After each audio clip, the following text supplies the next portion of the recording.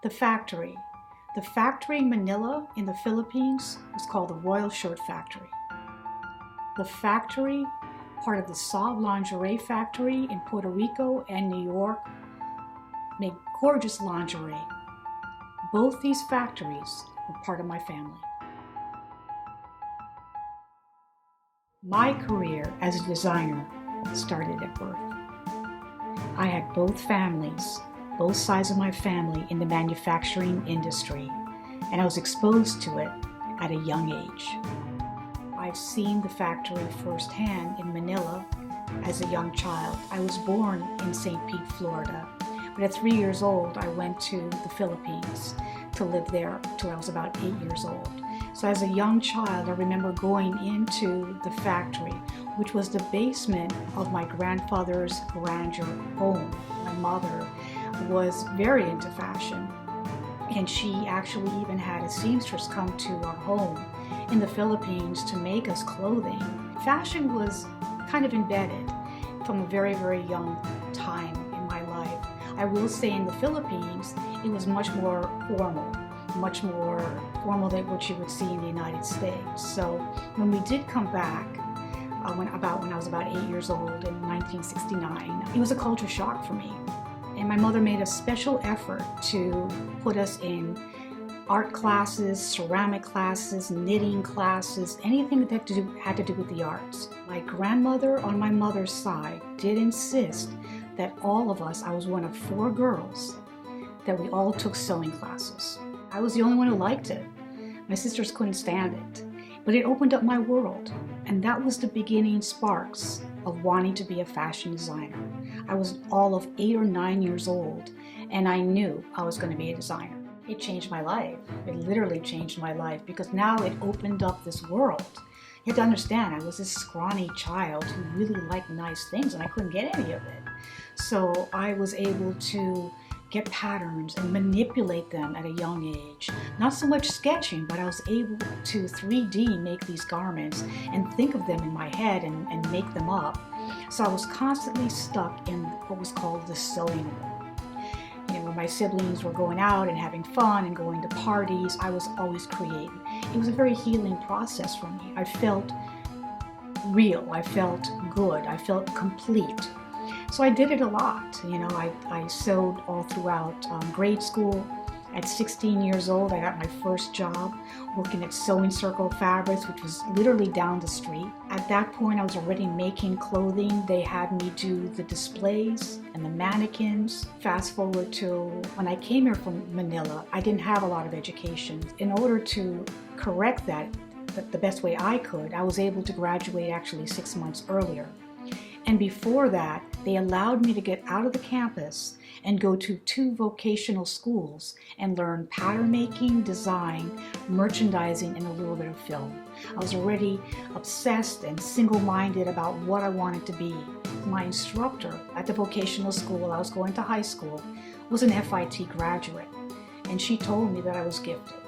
She said, "You're gifted, but I'm not sure if you're going to be able to handle that world." And I just applied to FIT. There was no other school that I even applied to. And I got in. Went to New York. I was about 18 years old at that point and was tunnel vision. I was chosen to be part of the Couture program and specialize in that program. So when I went out in the industry, I had to go into bridal. I had to go into evening. I couldn't really get into high-level couture because at that time, the recession just kind of messed up the industry and there weren't as many jobs available for couture. And so I went into bridal and I excelled in that. I went into evening wear, working in Bill Blass's factory, and I was very, very cocky. I said, well, if he's mean to me, I'm gonna leave. And one day he wasn't nice, and I left. I walked. I went downstairs, picked up a Women's Wear Daily magazine, went to a payphone, called a few places, and ended up getting a job at Hanamori at the 550 building, which was the most prestigious design house building in the United States, if not the world. And I thought, well, I'll just get in, I'll take a pay cut, whatever it takes, because you're in. When you're in that, you don't even have to open up a Women's Wear Daily anymore. They tell you what's available going up and down the elevator. So I knew I was in. I was excited. I couldn't wait to tell my husband. I come home and he says, no, I can't do it. I've accepted a job at the Associated Press and we're moving. It's either going to be Springfield, Illinois or Chicago. You take your pick.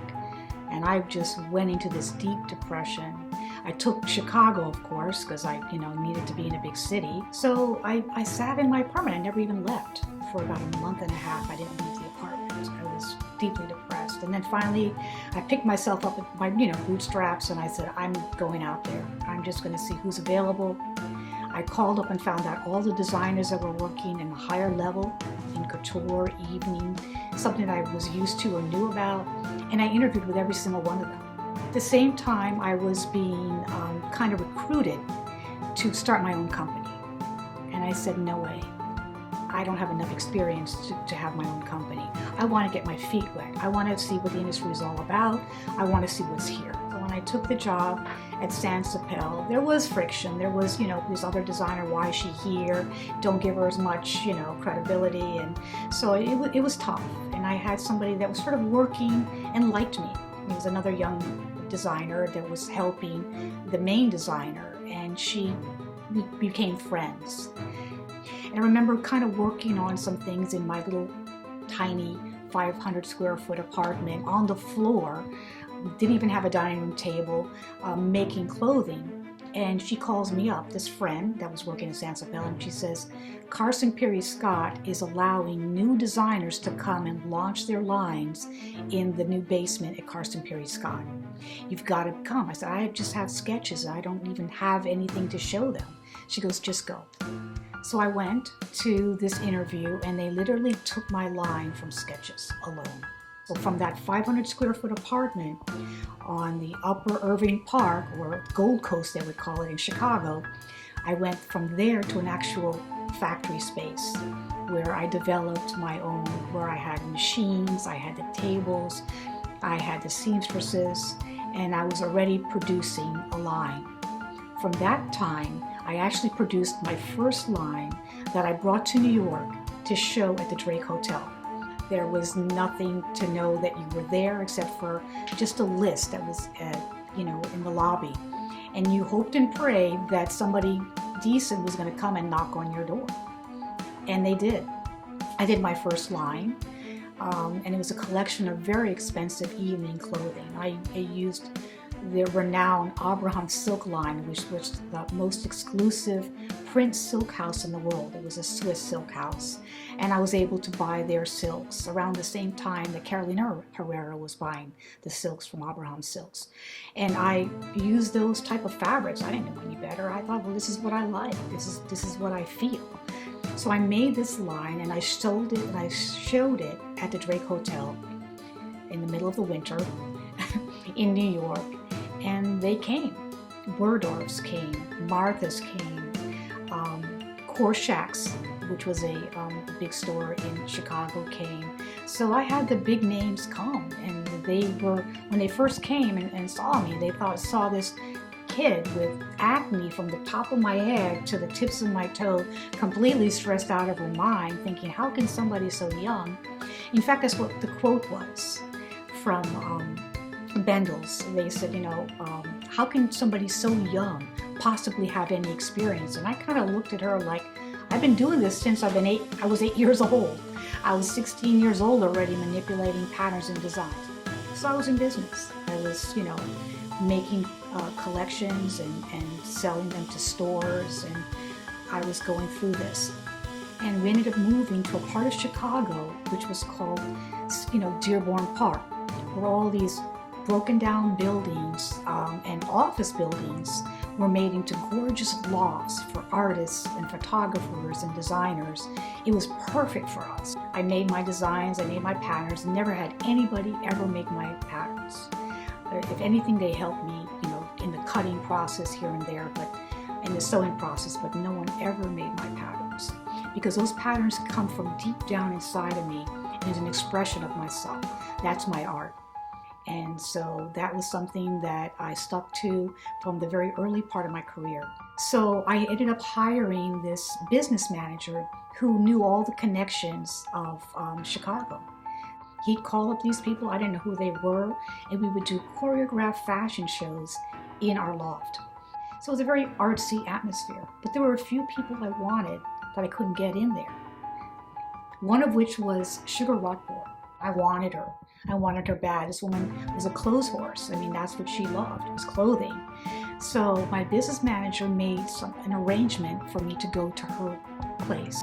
So here I am with my bags of clothing and my business manager, this tall guy, and we go to her house and she opens the door and she has this eggplant mask on her hair and a robe.